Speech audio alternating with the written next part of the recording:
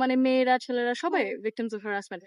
তুমি হয়তোবা বলেছিলে এটা যে মানে ডিজিটাল এডুকেশন যদি করা হয়, যে শিখানো হয় যে আচ্ছা ঠিক আছে নিজেকে ঠিকঠাক মতো কিভাবে রাখা যায়, মানে ওই যে হ্যাকিং তো অনেক হয়, কিন্তু আমাদের বোঝা উচিত ঠিক আছে সিস্টেম গুলো হ্যাকিং, রিপোর্টিং কিভাবে হয়, রিপোর্টিং এর সিস্টেম হয়তোবা করতে লাগবে।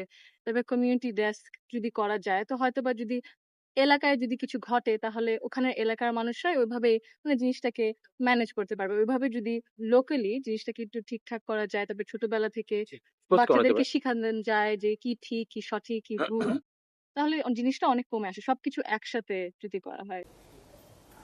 আজকে এই টার্মোয়েল একটা ভাঙা 16 বছরের নির্যাতনের পর, যেখানে সব প্রতিষ্ঠানগুলো ধ্বংস হয়ে যাওয়ার পর জি 15-16 মাসে যেভাবে নির্বাচন করছে, এটা আমার কাছে একটা বিরল ঘটনা।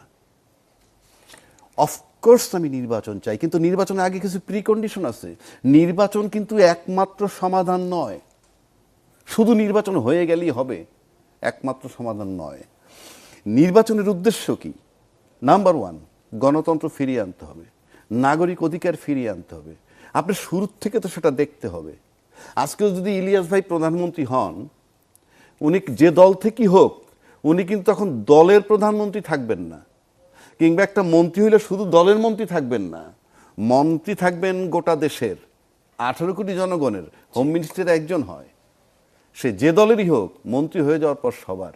যখন আপনি দাবি করবেন, ধরুন আমি একটা ঘটনা বলি, যে ওই যে কে মানে ডাবলু হত্যা হইল জি এই যে কাস্টডিতে, বিএনপির একজন স্বেচ্ছাসেবক দলের বোধ হয় না, আমি ঠিক মানে ওইটা ঢাকার বাইরে আর কি। ঢাকার বাইরে এটা, হ্যাঁ।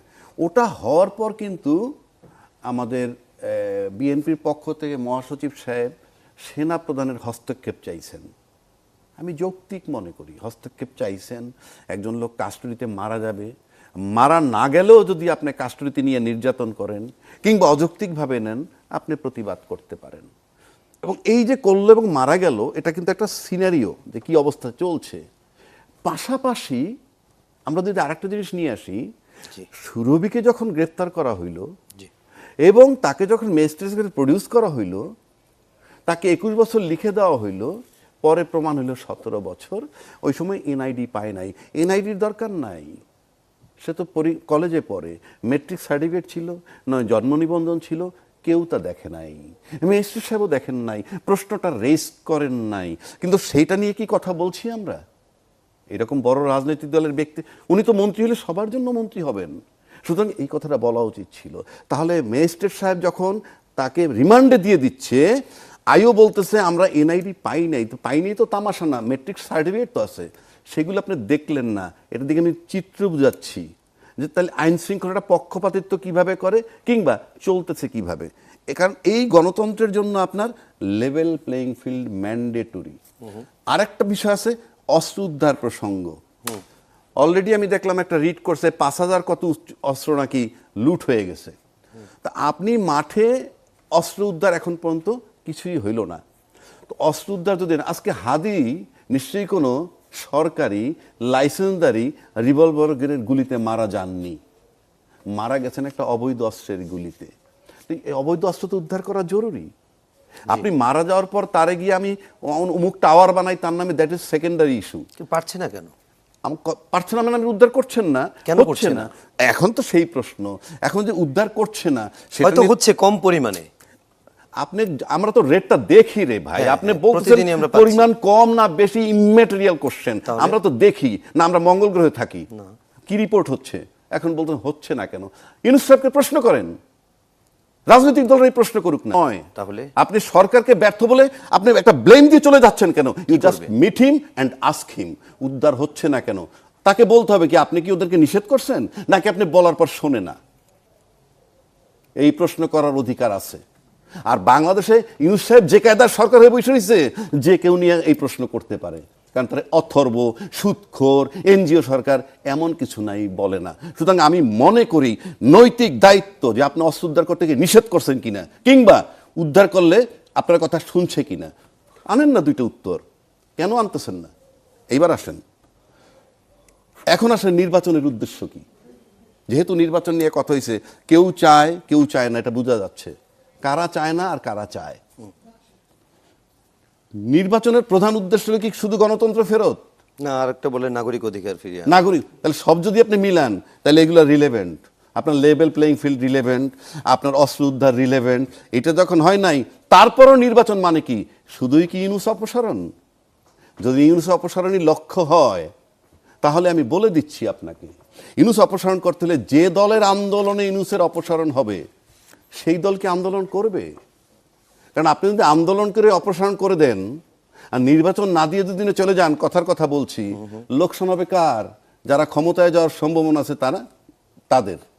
সুতরাং আন্দোলন করে ইউনূস সাহেবকে তাড়াবে না, নির্বাচনটা জরুরি, কারণ আমি কোনোভাবে ক্ষমতায় যেতে চাই। দ্বিতীয় কথা আসেন, কেন লেভেল প্লেইং ফিল্ড নাই এবং নির্বাচনে কি হবে সেটা আমি বলে দিচ্ছি। আচ্ছা, পতিত সরকারকে যারা তাড়াইছে, সব দল ক্লেম করে তাড়াইছে, শত্রু কিন্তু শুধু এনসিপি। আমরা যে রেটে দেখতেছি, শত্রু যদি এনসিপি হয় তাহলে পতিত সরকারের অন্যতম শত্রু এনসিপি। এইবার আসেন, আপনি কি সম্প্রতি দেখছেন ওই যে আমাদের আব্দুল মোমেন সাহেবের একটা ইন্টারভিউ দিছে? আপনি যদি না থাকে দেখে নিয়েন।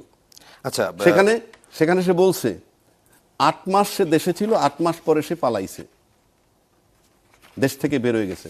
সে পরিষ্কার বলছে সরকারের তরফ থেকে সরকারের কর্মকর্তারা তাকে সাহায্য করেছে। সে 6 বার সিম পাল্টাইছে, কোন কোন জায়গায় কিভাবে ছিল, 6 বার সিম পাল্টাইছে এবং সরকারি লোকজন, প্রশাসনের লোকজন তাকে সহযোগিতা করছেন। তাহলে যেই পতিত সরকারের শত্রুপক্ষ এনসিপি, সেই পতিত সরকারের লোককে এখনো প্রশাসন বাইরে বের হওয়ার সুযোগ দিচ্ছে। উনি 8 মাস পরে গেছে, মানে এখন তো 6-7 মাস আগে গেছে। তার মানে প্রশাসন এখনো এনসিপি জোটটা। সিম্পল কথা বলি, গণতন্ত্রের দোহাই দিয়ে আমরা নির্বাচন চাচ্ছি, কথাটা বুঝছেন? নির্বাচন চাচ্ছি কিন্তু গণতন্ত্রটাকে প্রতিষ্ঠিত করতে। হ্যাঁ, তো গণতন্ত্রের দোহাই দিয়ে নির্বাচন চাই, নির্বাচনের সময় জোট বানাই কি? আমার দলে আসবা, তোমার দলের আদর্শে কিক মাইরা ছুঁইরা ফেলে যদি আসো তাহলে আমার দলের প্রতীক পাবা। তার মানে he is not a politician, তার কোনো আইডিওলজি নাই, ক্ষমতায় যাও তার লোভ। আরেকটা আসতেছে কেন? আমার দলের প্রতীক পাবা না, তুমি এমনে আসো, এমনে আসার পর কি করবো? আমার দলের লোকগুলা ভোটতেছি, ওরে ভোট দিও। এটা কোন ধরনের গণতন্ত্র? তাদের কোনো রাইটই নাই যে গণতন্ত্রের নামে নির্বাচন চাওয়ারই তো রাইট নেই। এইটা যদি আদর্শ হয়, গণতন্ত্রের নাম দিয়ে তাদের নির্বাচন চাওয়ারই অধিকার নাই। কারণ আপনি আপনার দল পরিত্যাগ করে আইসার একটা প্রতীক নিচ্ছেন, আবার একজনে দল ছাড়া আসছেন, নিজের দল নিয়ে এসে বলতেছেন আপনার প্রতীক লাগবে না, আপনার লোকের ভোট দিতে বলেন, সেই দল আবার বলতেছে ওরে ভোট দাও। এবং এটা সেভ করার অস্ত্র কি জানেন? রাজনীতিতে শেষ কথা বলতে কিছু নাই। বাংলাদেশের ইতিহাসে 53 বছর যাবৎ এই ব্লাফটা চলতেছে এবং রাজনীতিবিদরা সকালে এক কথা বলবে, বিপদে বলবে সেটা মাপ, অন্য কারো বেলায় মাপ নাই। আর রাজনীতিবিদের সংজ্ঞাটা কি? কি সংজ্ঞা রাজনীতি? ভোটে জিততে যাওয়ার জন্য সে কারো না কারোর সঙ্গে জোট করবে, এটার সাথে গণতন্ত্র অফকোর্স। করে কোন আপনি জায়গায়? একটা দলের আদর্শ বিকে দিয়ে আপনি এসে পড়তেছেন এই আরেকটা দলে, তাহলে আপনি দলটা করছিলেন কি? আপনার আইডিওলজি আমার আইডিওলজি সেম না। আপনি তার মানে কি? ক্ষমতাকে নেওয়া, ক্ষমতা দখল করা, ক্ষমতা না না না না। এই যে আপনি যদি রাজনীতি, আদর্শগত রাজনীতি আনেন, রাজনীতি মানেই খালি ক্ষমতায় যাওয়া, তাহলে তো অনেক ক্ষমতায় যাওয়া রাখেন, তাহলে তো অনেক আগেই, তাহলে তো যদি রাজনীতিবিদ বলেন, রাজনীতিবিদদের যদি বৈশিষ্ট্য দেন ক্ষমতায় যাওয়া, এটা রাজনীতি ক্রাইটেরিয়া হয়, তাহলে সবচেয়ে ভালো পলিটিশিয়ান কে? 84 বছর বয়সে ইউনূস সাহেব ক্ষমতায় গেছে, সে তো সবচেয়ে বড় পলিটিশিয়ান। আপনি ক্ষমতাই ধরেন, সবচেয়ে বড় পলিটিশিয়ান সে। আসিফ মাহমুদ নির্বাচন করে আসে, মাহফুজ আলম পাইছে। আরে নির্বাচন পরে, আপনি তো ক্ষমতায় যাওয়া, নির্বাচন প্রক্রিয়া নিয়ে কথা বলছেন। নির্বাচন প্রক্রিয়া নিয়ে বললাম। আপনি গণতন্ত্রের নামে নির্বাচন চান, আবার আপনি আরেক দলের আদর্শ বিকে দিয়ে আপনার দলে আইনে আপনার দলের লোকেরা বলতেছেন ওরে ভোট দে। এইটা কোন গণতন্ত্র? এটা কোন আদর্শ? বি প্র্যাকটিক্যাল, ইমোশনাল জায়গা নাই। প্র্যাকটিক্যাল বিধায় তো দল চেঞ্জ করে চলে আসতেছে না। আর যে অন্য দল আইসে যে এই দলের প্রতীক পাচ্ছে না, আমার দলের লোক তারা ভোট দিতে বলতেছি, ওইটা কোন আদর্শ? কোন আদর্শ এটা? এই সমস্ত গপ্প মারে না, ওই একটাই অস্ত্র। রাজনীতিতে শেষ বলতে কিছু নাই। নিজের পোলার সাথে এক বিষয় নিয়ে 3 বার 3 পদের কথা কোনো বাপ যদি বলে, ওরা বলবি ইউ আর এ লায়ার।